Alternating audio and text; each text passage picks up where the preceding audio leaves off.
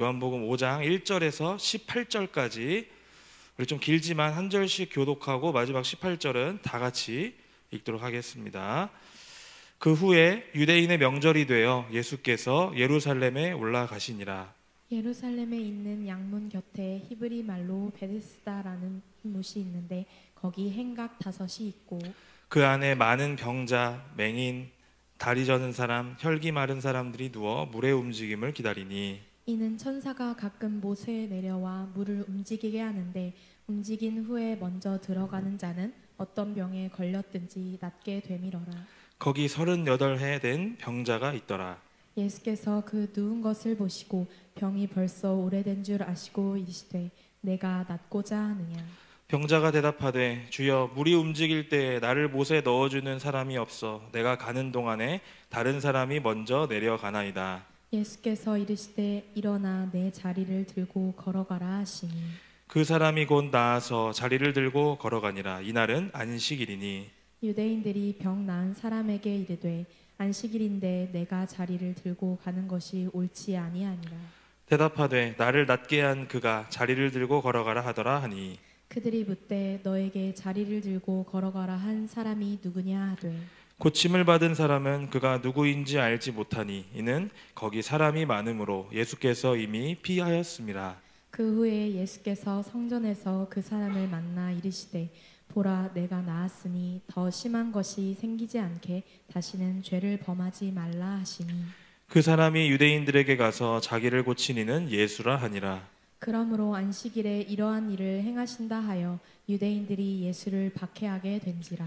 예수께서 그들에게 이르시되 내 아버지께서 이제까지 일하시니 나도 일한다 하시매 유대인들이 이로 말미암아 더욱 예수를 죽이고자 하니 이는 안식일을 범할 뿐만 아니라 하나님을 자기의 친아버지라 하여 자기를 하나님과 동등으로 삼으심이로라. 아멘. 네, 오늘 이 본문 말씀을 중심으로 해서 자비의 집이라는 제목으로 하나님 말씀을 전하도록 하겠습니다. 대전에 살지 않는 사람들에게 있어서 성심당은 어떤 의미가 있을까 생각을 해보니까 뭐 거의 우상화가 되어버린 거의 뭐 성소입니다. 성소. 오죽하면 전국에서 이 성심당 빵을 사기 위해서 몰려들겠습니까? 새벽부터 줄을 선다라는 기사도 뭐 일상이 되어서 사실 뭐 그렇게 와닿지도 않습니다. 요즘에는. 심지어는 성심당이 있는 곳 주변 집값이 오른다라는 이야기가 돌고 있습니다. 제가 가끔 이제 서울에 일이 있어서 갈 때가 있는데 항상 서울에서 만나는 그 사람들이 성심당에서 뭐 좀 사달라고 합니다. 사오라고 그래요. 심지어 지난 설에 제가 이제 처가를 가는데 성심당 케이크를 사서 가지고 오라고 할 정도였어요. 그래서 제가 그날 설날에 눈이 펑펑 오는데 아침부터 줄을 서가지고 기다렸다가 사가지고 갔던 기억이 있어요. 자, 그래서일까요? 저희 집 애기들은 성심당 케이크가 아니면 먹질 않아요. 어릴 때부터 맛을 그렇게 들여다가지고 그래서 생일 때 뭐 우리 뭐 가족에 무슨 일이 있을 때 경사가 있을 때 성심당 가려면 만반의 준비를 하고 가야 됩니다. 왜냐? 긴 줄과 함께 서로 사기 위한 그 경쟁을 우리가 뚫어내야 되지 않겠습니까? 저희 집 같은 경우에는 아기를 데리고 성심당에 뭐 가서 케이크 산다? 뭐 거의 불가능한 일입니다. 왜냐? 사람들이 너무 많아가지고 길 잃어버려서 안 돼요. 그래서 만반의 준비를 하고 내가 오늘 저거 노린 거 반드시 사겠다고 하는 그 전투력이 없으면 성심당에서 목표를 이루기는 어렵다. 이렇게 우리가 생각할 수 있어요. 여러분, 빵집에서 빵 사는 것도 이렇게 경쟁을 하는데 하물며 우리의 삶은 어떠할까? 네. 우리 삶에는 사실 경쟁이 없이는 이룰 수 없는 것들이 많이 있습니다. 세상의 것들은 대부분 이 경쟁이라는 구도를 가지고 움직이게 되어 있어요. 세상은 이분화로 나뉘어져 있습니다. 경쟁에서 승리하고 원하는 것을 얻은 자와 그렇지 못한 자, 이렇게 두 부류로 나뉘어집니다. 그러니까 내가 경쟁을 통해서 무엇인가를 얻기 위해서는 어떻게 해야 돼? 남보다 반드시 뛰어난 것을 가지고 있어야 된다는 것을 알 수 있죠. 최근에 제가 본 기사 중에서 좀 놀랬던 것은 뭐였냐면 이제 아파트에서 경비를 하기 위해서는 자격증을 가지고 있어야 된다라는 기사를 봤어요. 물론 경비라는 것 자체가 장난을 뭐 할 수는 없죠. 당연히 뭐 별거 아닌 건 아니지만 예전과는 비교할 수 없을 만큼 되기가 어렵다라는 것을 알 수 있습니다. 그러니까 경비가 되기 위한 경쟁이 그만큼 커졌다라는 것을 알 수가 있습니다. 제가 어린 시절의 경비는 그냥 어른들이 지나가는 말로 할 거 없을 때 한다라는 인식이 좀 강했어요. 그래서 은퇴하고 나 이제 뭐 먹고 살지? 경비라도 해야겠다, 이렇게 얘기하는 경향이 좀 강했는데, 지금 시대가 그만큼 먹고 살기가 어렵다라는 것을 반증하는 이야기 아니겠습니까? 우리의 인생이, 특히 우리 청년의 시기가 힘든 것은 바로 이것 때문입니다. 여러분들에게 닥친 이 세상이 경쟁을 통해서 모든 것들을 이루라고 하기 때문에 여러분 힘든 거예요. 여러분들이 아무것도 하지 않고 여러분들이 아무것도 노력하지 않아도 얻어지는 게 있으면 여러분들 뭐가 힘들겠어요. 하지만 여러분들이 노력하지 않으면, 경쟁을 하지 않으면 여러분들에게 주어지는 것이 없기 때문에 그 경쟁이라는 부담, 어려움 때문에 여러분들이 힘든 삶을 살고 있는 겁니다. 눈앞에 있는 경쟁이 부담스럽고 힘들기 때문에, 그렇게 느껴지기 때문에 여러분들의 삶이 힘든 거죠. 물론 여러분, 그 경쟁은 끝나지 않습니다. 평생을 우리는 이 경쟁을 통해서 살아가야 돼요. 오늘 우리는 이 경쟁에 대해서 좀 말씀을 가지고 함께 이 경쟁의 시대를 살아가는 우리가 어떻게 살아야 할지에 대해서 함께 좀 나눠보기를 원합니다. 우리가 계속 요한복음을 이제 말씀을 보고 있는데, 제가 요한복음은 계속해서 이제 중심의 내용에 대해서 강조하면서 얘기하는 게 뭐냐면, 예수 그리스도를 통해 나타나는 하나님의 영광에 대해 기록한 복음서가 요한복음입니다. 그래서 공관복음과는 다른 관점으로 기록이 돼 있어요. 그러니까 예수 그리스도를 통해서 나타나는 하나님의 영광, 그것들을 기록한 복음서가 요한복음이기 때문이죠. 그래서 요한복음은 제4복음서라는 이름이 붙어 있습니다. 그러니까 특별한 관점이 있기 때문에 우리가 이렇게 볼 수 있다는 거죠. 그 중에서도 요한복음이 강조하는 것은 무엇이냐, 바로 이것인데, 우리 요한복음 1장 14절 말씀 다 같이 한 목소리로 읽겠습니다. 말씀이 육신이 되어 우리 가운데 거하시매 우리가 그의 영광을 보니 아버지의 독생자의 영광이요 은혜와 진리가 충만하더라. 아멘. 말씀이 육신이 되었다, 즉 성육신 되셨다. 그러니까 성육신 하셔서 이 땅에 오신 하나님, 예수 그리스도를 통하여 나타나는 은혜와 진리가 충만한 하나님의 영광, 그것이 요한복음에서 말씀하고 있는 예수 그리스도를 통해서 우리가 알아야 되는 복음의 내용입니다. 그러니까 예수 그리스도께서 인간의 몸을 입고 오셨다라는 것은 그 자체로도 하나님께서 우리에게 보여주신 사랑이고 영광이죠. 따라서 요한복음은 이 성육신을 통해 드러나는 그 영광을 보는 자가 되어야 한다. 요한복음을 읽는 사람들은 다 어떤 사람들이 되어야 되냐, 이 성육신을 통해서, 말씀이 육신이 되어서 이 땅 가운데 오신 그 예수 그리스도를 통해서 하나님의 영광을 보는 자들이 되어야 된다. 이거 우리에게 말씀하는 게 이거라는 거예요. 그러니까 이를 보지 못하게 되면 예수를 뭐라고 생각할 수밖에 없느냐, 신성모독하는 자로 생각할 수밖에 없는 거예요. 그래서 십자가에 매달아 버리는 사람과 똑같다라는 것이 되어버리는 거죠.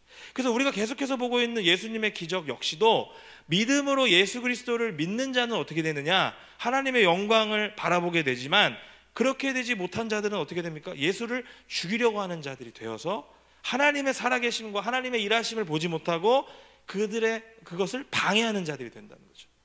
따라서 우리가 이 요한복음을 통해서 예수님께서 일으키신 그 기적을 바라보면서 궁극적으로 우리 삶에 받아들여야 할 것은 뭐냐면, 바로 믿음으로 성육신을 통해 나타난 은혜와 진리가 충만한 그 하나님의 그 영광을 바라보는 삶을 살아야 한다. 이것을 우리가 요한복음을 통해 알 수 있다는 것이죠.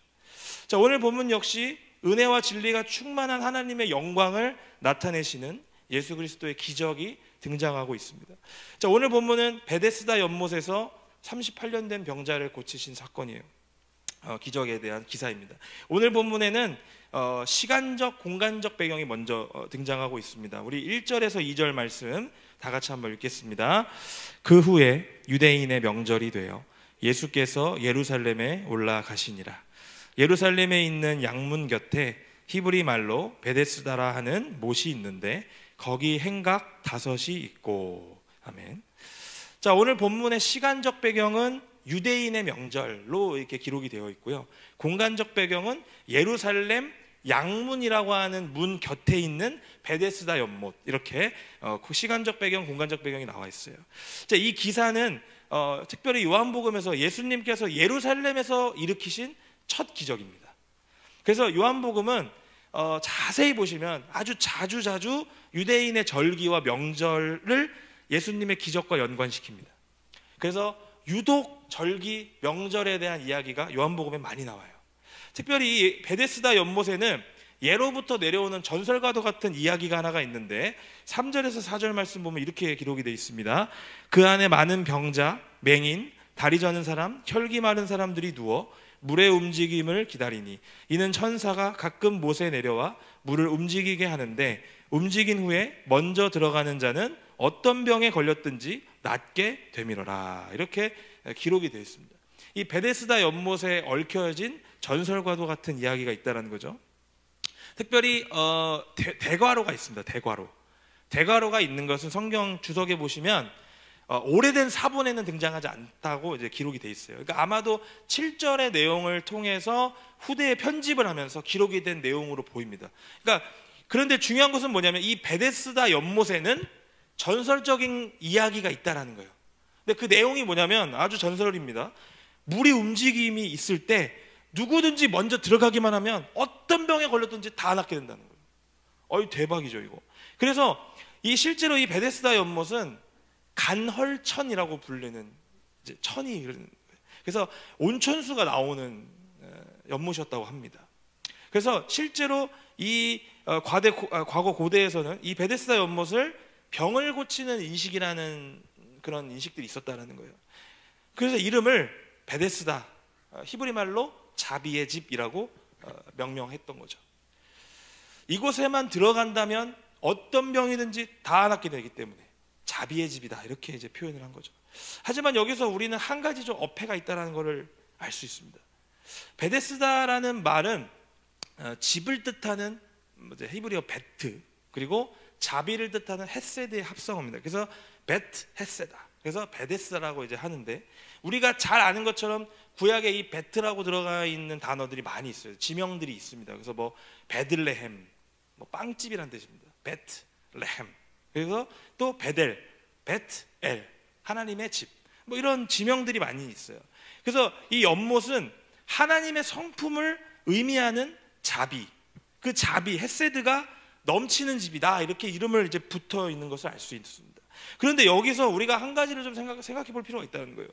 가장 먼저 들어가는 자만 병을 고칠 수 있다. 여러분 이것이 자비이겠습니까? 이게 자비일까요? 딱 한 사람만 구원받을 수 있다. 선착순 한 명.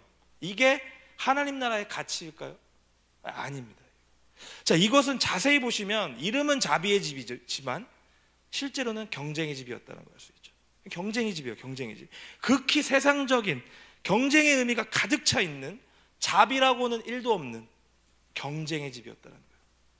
그곳에는 수많은 병자들이 있었습니다. 왜? 이런 전설 때문에 병을 고치기 위한 그 간절함으로 많은 사람들이 그 연못만 쳐다보고 있는 거예요. 왜? 그 물의 움직임이 있을 때 천사가 못에 내려오기를 기다리면서 언제 물이 움직일지 모르기 때문에 모든 환자들은 온통 그곳에만 집중을 하고 있었습니다. 다른 것들 보지 않아요. 오직 그 못의 움직임만을 계속해서 바라보고 있는 거예요. 자, 그런데 오늘 예수님은 그 많은 환자들 중에 딱 한 사람을 집중하고 계셔요. 그 사람이 누구였느냐? 38년 된 병자였습니다. 자, 그는 어떤 사람이었느냐? 이 경쟁에서 심히 뒤처져 있는 사람이었어요. 아마도 온몸을 움직이기 어려운 사람으로 보입니다. 왜? 움직이지 못하니까 이렇게 항상 경쟁이 뒤처져 있는 거죠. 이 사람을 예수님은 연못에 던져주지 않고 그저 말씀만으로도 고치셨습니다. 결국 이 사건은 예루살렘 전체를 뒤흔드는 놀라운 사건이 되었고요. 우리가 처음에 이야기했던 것처럼 성육신 되셔서 은혜와 진리가 충만한 그 하나님의 영광을 나타내시는 그 예수님의 모습을 볼 수 있는 놀라운 기적 기사가 되었다는 거예요. 자, 그렇다면 우리는 오늘 이 본문을 통해서 우리가 경쟁의 시대를 살아가는 가운데 우리 어떠한 삶을 살아내야 하는지, 또 우리가 우리의 신앙 속에서 어떤 것들을 붙들며 살아가야 하는지 두 가지를 가지고 함께 나누어보고 함께 기도하기 원합니다. 자, 먼저 첫 번째, 우리는 오늘 이 본문을 통해서 무엇을 알 수 있느냐? 우리의 경쟁의 시대 속에서 진정한 자비의 의미를 우리는 알아야 된다는 것을 기억하셔야 돼요. 자, 오늘 본문에서 예수님은 자비의 집이라 하는 그 명명한 그 연못을 찾아오세요. 그런데 수많은 병자들이 있었지만 예수님이 주목하신 사람은 38년 된 병자였습니다. 경쟁의 시대 속에서 살아남지 못하고 여전히 패배의식으로 가득 차 있는 그 사람에게 예수님은 뭐라고 질문하시느냐? 이렇게 질문하세요. 우리 5장 6절 말씀 다 같이 읽어보겠습니다.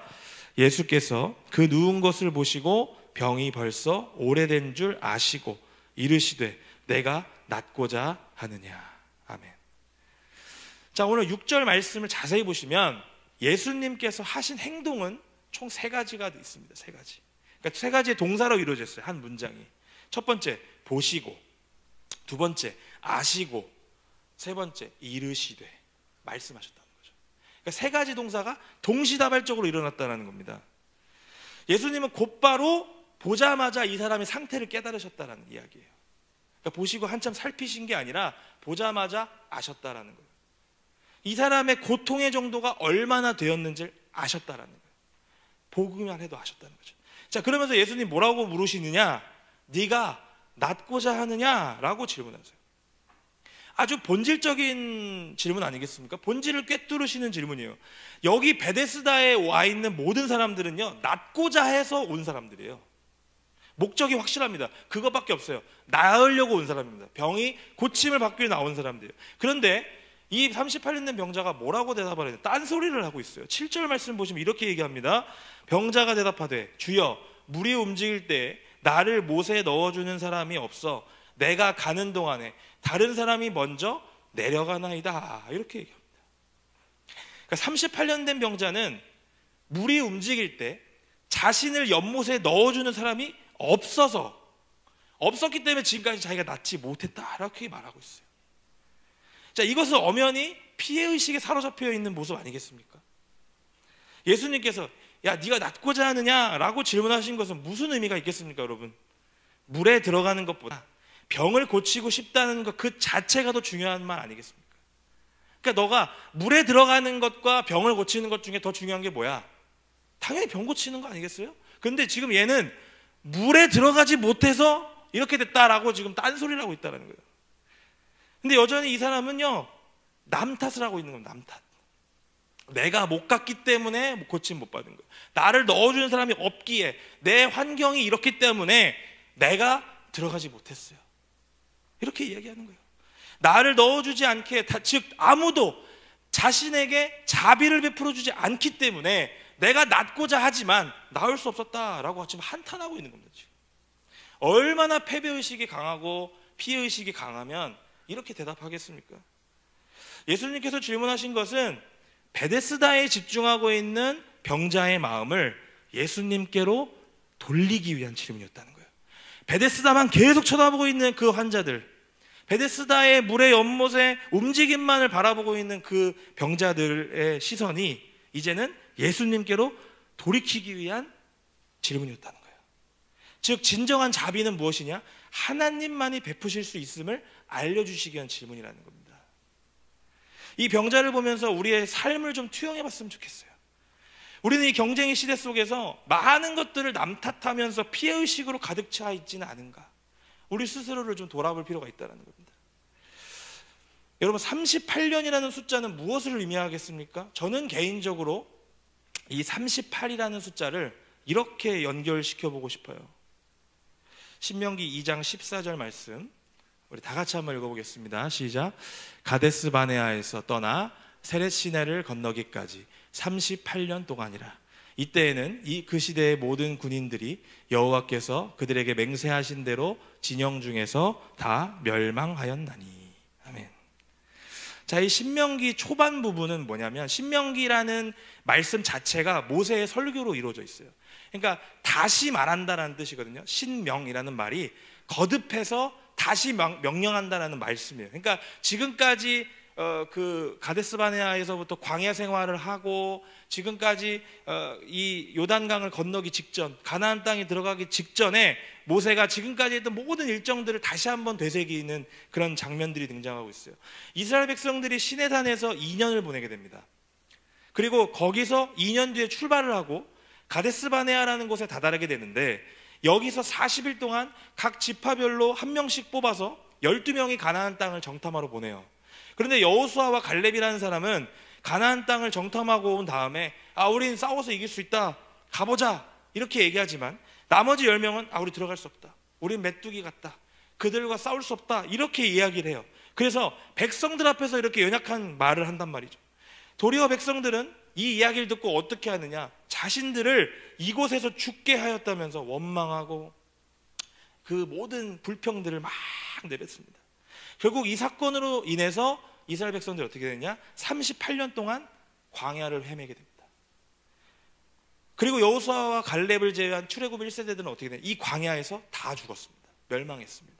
왜? 불순종에 대한 결과물로. 마치 이 이야기랑 38년 된 병자의 삶은 비슷합니다. 이스라엘 백성들이나 병자나 모두 하나님께 집중하지 못했다는 거죠. 남 탓하기 바빴습니다. 피해의식으로 가득 차 있었어요. 더 강해 보이고 더 잘나 보이고 잘해 보이고 더 좋아 보이는 것 앞에 무기력했어요. 그래서 하나님께 자신의 시선을 돌리기보다 다른 것들에 내가 더 집중해서 자기 자신을 더 초라하게 만들어버렸다는 거죠. 물론 이 병자의 인생은 우리가 뭐 헤아릴 수 없을 겁니다. 참으로 힘들었을 겁니다. 우리가 헤아릴 수 없는 엄청난 고통과 아픔이 이 사람의 삶을 짓누르고 있었을 거예요. 말이 38년이지 여기 38년 이상 산 사람 얼마나 되겠습니까? 여러분, 38년이라는 이 시간 동안 베데스다 연못에 들어가지 못해가지고 눈물 흘리고 삼키기를 얼마나 했을까요? 이거는 우리가 상상할 수가 없다는 거예요. 어쩌면 이렇게 남 탓하고 나 넣어주는 사람 없어서 내가 못 고쳤어요, 환경 탓을 하고 구조적인 문제 제기하는 게 어찌 보면 당연해 보입니다. 왜? 자기가 그렇게까지 힘들었을 테니까. 38년이라는 세월은 우리가 단순히 숫자 의미의 38년이라고 하기보다는 우리가 이 이스라엘 백성들의 삶과 이 38년 된 병자의 삶을 좀 연결해서 볼 때 하나님을 집중하기 위한 세월, 하나님 안에서 엄청난 고통으로 다져지면서 방황하고 있던 세월을 의미하는 말로 저는 이렇게 여러분들에게 이야기할 수 있을 것 같아요. 이런 상황 속에서 하나님은 이 병자에게 말씀하십니다. 내가 낫고자 하느냐, 이렇게 질문하시죠. 그러니까 무슨 말이에요? 너의 아픔, 너의 상처, 너의 환경, 상황 다 보지 않고 지금 네가 낫고 싶은 거 그거 딱 하나만 생각해. 이런 경쟁의 시대 속에서 지치고 낙담한 너 지금 낫고 싶지? 하나님의 자비하심을 경험하고 싶지? 예수님은 우리의 삶에 질문하고 계셔요. 하나님께 집중하라는 이야기입니다. 다른 거 보지 말고 하나님께 집중하라는 거예요. 여러분들에게 질문합니다. 여전히 경쟁의 시대 속에서 방황하고 있고 환경을 보고 있고 상황을 보고 있고 나의 아픔과 나의 상처에만 집중하면서 진정한 자비는 하나님이 아니라 내가 의지할 수 있다라고 여기고 다른 것만 바라보고 있지는 않은지 여러분들 한번 생각해 보셨으면 좋겠어요. 오늘 하나님은 우리에게 우리의 삶 가운데 이렇게 질문하십니다. 누구누구야, 네가 그 모든 상처와 그 모든 아픔으로부터 그리고 너의 상황과 환경과 너를 방황하게 만드는 그 모든 삶의 모든 부분으로부터 나오고 싶니? 해결받고 싶니? 우리의 대답은 남 탓이 되면 안 됩니다. 환경 탓이 되면 안 돼요. 뭐라고 대답해야 되냐? 네, 주님 낫고 싶습니다. 해결받고 싶습니다. 주님의 자비를 경험하고 싶습니다. 라는 대답이 되어야 한다는 것이에요. 오늘 말씀을 통해서 여러분의 삶이 하나님께만 집중하는 삶이 되기를 원합니다. 진정한 자비는 오직 하나님께서만 나옵니다. 나를 낫게 해주시고 나를 이기게 하시고 나를 새롭게 하시는 그 진정한 자비는 오직 하나님께만 있음을 기억하며 우리의 진정한 자비의 집이신 하나님께 나아가는 저와 여러분들 되기를 주님의 이름으로 기원합니다. 자, 그리고 다음으로 오늘 우리가 이 본문을 통해서 우리에게 말씀하시고자 하는 것은 무엇이냐? 우리가 갇혀있는 생각의 틀이나 어떤 환경에서 벗어나서 하나님을 바라봐야 된다는 것을 우리에게 말씀하고 있다는 거예요. 자, 오늘 말씀 9절 마지막 부분에 보면 이렇게 이야기합니다. 이날은 안식일이니 라고 마무리가 됩니다. 특별히 예수님은 요한복음에서 유대인의 명절과 또 그리고 절기에 기적을 많이 일으키시는 것을 볼 수 있어요. 우리는 이 부분에 좀 집중해 볼 필요가 있습니다. 특별히 베데스다 연못에서 일으키신 이 기적은 오늘 말씀해 보시면 안식일과 연결이 되고 있어요. 왜? 예수님이 이 38년 된 병자를 고치신 날이 언제예요? 안식일이에요, 안식일. 그래서 우리가 아는 것처럼 안식일은 유대인들에게 있어서 아주 중요한 날입니다. 십계명에도 명명되어 있지 않습니까? 반드시 지켜야 하는, 아니 지키지 않으면 죽는 겁니다. 죽는 거. 그러니까 우리의 생명과 연결되어 있어요, 안식일은. 그래서 이 고침받은 사람은 엄청난 구원과 그 감격에 지금 빠져 있을 겁니다. 38년 된 병이 나았습니다. 지금 얼마나 기쁠까요? 지금 말할 수 없는 그 감격에 지금 도가니가 돼 있어요. 그런데 유대인들은 이 구원과 감격에 감동은커녕 자신들이 가지고 있던 이 안식일이라고 하는 틀에 갇혀서 예수님을 도리어 죽이려고 했다는 거죠. 결국 우리는 이 사건을 통해서 우리가 알 수 있는 것은 뭐냐? 우리도 갇혀있는 그 틀에서 벗어나와서 하나님의 뜻을 알기 위해 노력해야 한다는 것을 우리가 알 수 있다는 겁니다. 38년 된 병자는 고침을 받고 성전으로 갑니다. 그리고 거기서 예수님을 다시 만나서 이야기를 합니다. 그리고 이렇게 이야기를 하십니다. 5장 14절 말씀 우리 다 같이 한번 읽어보겠습니다. 시작. 그 후에 예수께서 성전에서 그 사람을 만나 이르시되.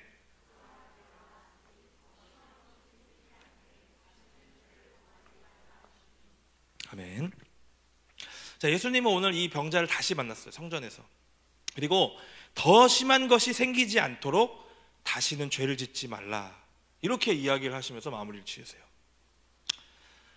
그러니까 이 병자의 병이 죄와 연관이 있다는 것을 알 수 있죠. 근데 여기서 우리가 좀 자세히 볼 필요가 있는 것은 뭐냐면, 여기서 죄를 짓지 말라고 하는 것은 단순히 범죄하지 말라는 이야기가 아닙니다. 지금까지 이 사람의 삶은 어떻습니까? 38년 동안 이 사람의 삶은 하나님께 집중하지 못한 삶이었어요. 하나님으로부터 멀어진 삶이었다는 거예요. 그러니까 죄의 상태에 놓여서 하나님과 동행하는 삶이 아니라 계속해서 방황하고 삶의 의지를 놓치고 살았다라는 겁니다. 하지만 진정한 자비를 경험한 이 사람은 앞으로 하나님과 어떻게 합니까? 동행하는 삶을 살아야 하는 것이죠. 그것이 바로 하나님이 우리를 구원해 주시고 불러주시며 자녀 삼아 주신 뜻 아니겠습니까? 우리가 자비를 힘입어서 구원받은 것은 하나님과 동행하기 위함이라는 거예요. 하나님이 그거 외에는 우리를 불러주신 이유가 없어요. 우리가 하나님과 다시 한번 화해하고, 다시 한번 하나님과 교제하고, 다시 한번 하나님과 우리 삶을 같이 동행하기 위해서 우리를 불러주셨다는 거죠.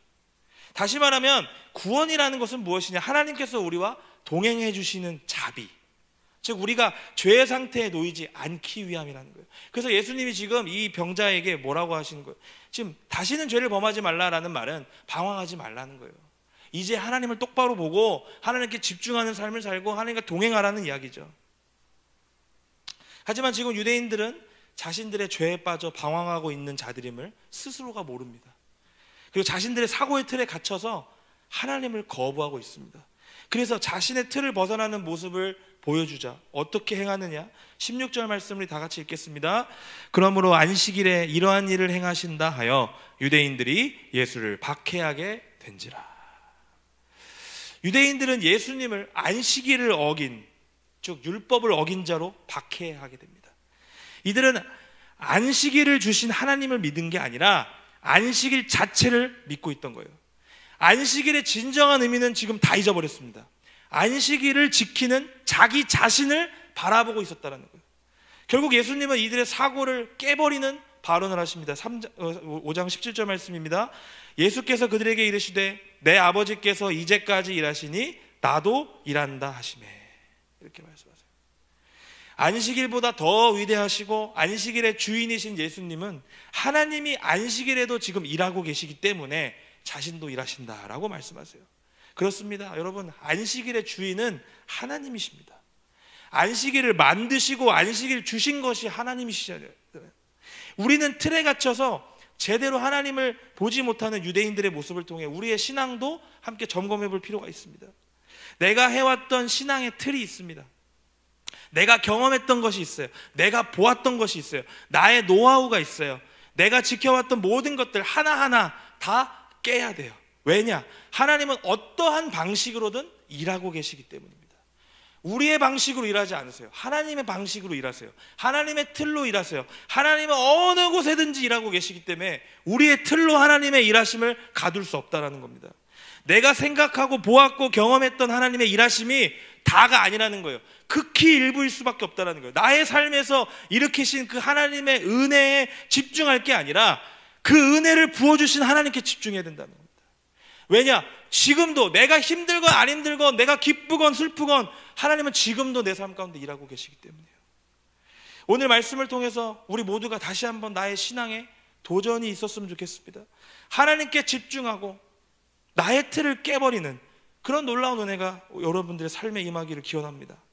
무엇보다 진정한 자비이신 하나님께 우리의 삶을 내어드리기를 원합니다. 그래서 하나님의 진정한 뜻이 무엇인지, 그리고 더 나아가서 그 하나님은 어떤 분인지 함께 알고자 노력하는 저와 여러분들이 되기를 원합니다. 여러분의 상황, 환경, 남 탓하는 게 아니라 하나님의 자비하심을 바라보십시오. 그리고 하나님은 지금도 여전히 내 사고 안에서만이 아니라 어느 곳에든지 일하고 계심을 믿고 바라볼 수 있는 저와 여러분들 되기를 주님의 이름으로 축원드립니다.